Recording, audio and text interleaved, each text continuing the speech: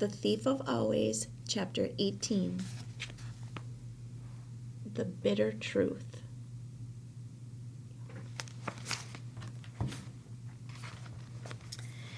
He almost shouted out loud, seeing the terrible state that poor Mrs. Griffin was in. She was staring up at him with wild eyes, her hair pulled out in clawfuls, her face purple with bruises. A foul rag had been stuffed into her mouth. Harvey carefully removed it, and she began to speak, her voice a hoarse whisper. "Thank you, my sweet, thank you," she said. "But oh, you shouldn't have come back. It's too dangerous here. Who did this to you? Jivan Rictus?" "But he ordered it, didn't he?" Harvey said, helping her up. "Don't tell me he's dead, because I know that doesn't matter. Hood's here in the house, isn't he?" "Yes," she said, holding on to him as she climbed out of the box. "Yes, he's here, but not in the way you think." She began to weep, the tears clogging her words. "It's all right," Harvey said. "Everything's going to be all right." Her fingers went up to her face and touched the tears. I thought I'd never cry again," she said. "Look what you've done." "I'm sorry," said Harvey. "Oh, no, my sweet, don't be sorry. It's wonderful." She smiled through her tears. "You've broken his curse on me." "What curse?" "Oh, it's a long story. I want to hear." "I was the first child who ever came to Hood's house," she said. "This was many, many years ago. I was 9 when I first walked on the front path. I'd run away from home, you see." "Why?" "My cat had died, and my father refused to buy me another. And what do you think Rictus gave me the very day I arrived?" 3 cats, said Harvey. "You know how this house works, don't you?" Harvey nodded. "It gives you whatever you think you want." "And I wanted cats and a home and what? Another father." She shivered with fear, remembering the horror. "I met Hood that night. At least, I heard his voice." Strew Cat had come to her feet, and she paused to stoop and gather the creature into her arms. "Where did you hear him?" Harvey asked. "In the attic at the top of the house, and he said to me, 'If you stay here forever and ever, you'll never die. You'll grow old, but you'll live until the end of time and never weep again.'" "And that's what you wanted?" "It was stupid, but yes, I did. I was afraid. You see, afraid of being put in the ground like my cat." A new wave of tears came running down her pale cheeks. "I was running away from death." "Straight into its house," Harvey said. "Oh, no, child," Mrs. Griffin said. "Hood isn't death." She wiped away her tears so as to see Harvey more clearly. "Death is a natural thing. Hood isn't. I would welcome death now, like a friend I'd driven away from my door. I've seen too much, my sweet, too many seasons, too many children." "Why didn't you try and stop him?" "I have no power against him. All I could do was give the children who came here as much happiness as I knew how." "So how old are you?" Harvey asked her. "Who knows?" she replied, laying her cheek against Strew Cat's fur. "I grew up and old in a matter of days, but then the passage of time seemed to lose its hold on me. Sometimes I've wanted to ask one of the children, 'What year is it in the world outside?' I can tell you." "Don't," she said, putting her finger to her lips. "I don't want to know how the years have flown. It would hurt too much." "What do you want, then?" "To die," she said, with a little smile. "To slip out of this skin and go to the stars." "Is that what happens?" "It's what I believe," she said. "But Hood won't let me die, not ever. That'll be his revenge on me for helping you to escape. He already had Blue Cat murdered for showing you the way out." "Hood's gonna let you go," Harvey said. "I promise. I'm gonna make him."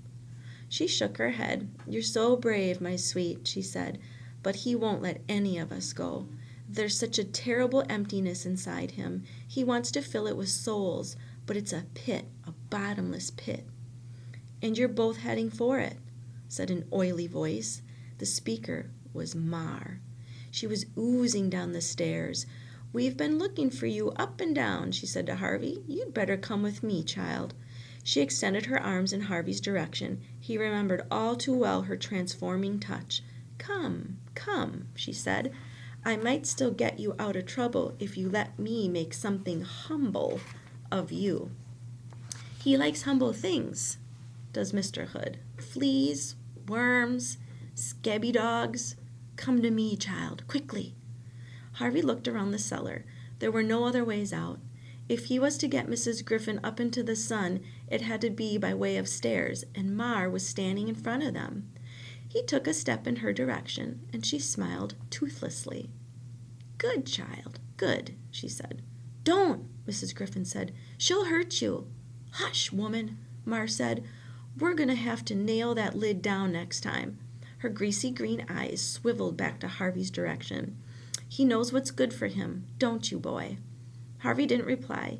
He simply kept walking toward Mar, whose fingers seemed to be growing like a snail's horns, reaching out to fix upon his face. You've been such an obedient boy, Mar went on. Maybe I won't turn you into a worm after all. What would you like to be? Tell me. Tell me what's in your heart. Never mind my heart, Harvey said, reaching out towards Mar. What about yours? A puzzled look came upon Mar's face. Mine? She said. Yeah, said Harvey. What do you dream of being? I never dream, she said defiantly. You should try it, Harvey said. If you can change me into a worm or a bat, what could you do for yourself? The defiance on her face became bafflement, and the bafflement turned into panic. Her outstretched fingers began to retreat into themselves. Harvey reached for them like lightning, however, interweaving his fingers with hers. What do you want to be? He said to her. Think. She started to struggle, and he felt her magic surging through her fingers into his, attempting to work some change on him. But he didn't want to be a vampire bat anymore, and he certainly didn't want to be a worm. He was quite happy to be himself. The magic, therefore, had no hold on him. Instead, it flowed back into Mar, who began to shake as though she were being dipped in icy water. What are you doing? She demanded. Tell me what's in your heart, he said, returning her invitation. I'm not telling you, she replied, still trying to wrest her fingers free of his. But she was not used to having her victims resist her this way. Her muscles were soft and flabby. She pulled and pulled, but she couldn't escape him. Leave me alone, she said. If you harm me, Mr. Hood will have your head. I'm not harming you, Harvey replied. I'm just letting you have your dreams, the way you let me have mine. I don't want them, she yelled, struggling more than ever. He wouldn't let her go. Instead, he drew closer to her, as if to wrap her up in his arms. She started to spit at him, great gobs of slime, but he wiped them from his face and kept approaching her. No, she began to murmur, no. But she couldn't keep the magic she intended for him from working on her own skin and bones. Her fat face began to soften and run like melting wax. Her body sagged in its ragged coat, and a greenish gruel began to pour out onto the floor. Oh, she sobbed, you damnable child. What dream was this? Harvey wondered. That was turning Mar to mush. She was growing smaller all the time, her clothes dropping off her as her body shrank, her voice becoming thin. It could only be moments before she disappeared altogether. What do you dream about? Harvey said, as Mar's fingers ran away between his own like brackish water. I dream of nothing, Mar replied, her eyes sinking back into her disintegrating skull, and that's what I've become. She was almost lost in the folds of her clothes. Nothing, she said again. She was no more than a dirty puddle now, a puddle with a fading voice. Nothing. Then she was gone, devoured by her own magic. You did it, Mrs. Griffin said. Child, you did it. 1 down, 3 to go, Harvey said. 3? Rictus, Jive, and Hood himself. You're forgetting Karna. Is it still alive? Mrs. Griffin nodded. I'm afraid I've heard its shrieks every night. It wants revenge.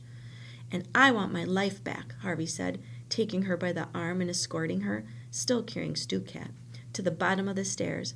I'm going to get it, Mrs. Griffin. Whatever it takes, I'm going to get it. Mrs. Griffin glanced back at the heap of clothes that marked the place where Mar had vanished into thin air.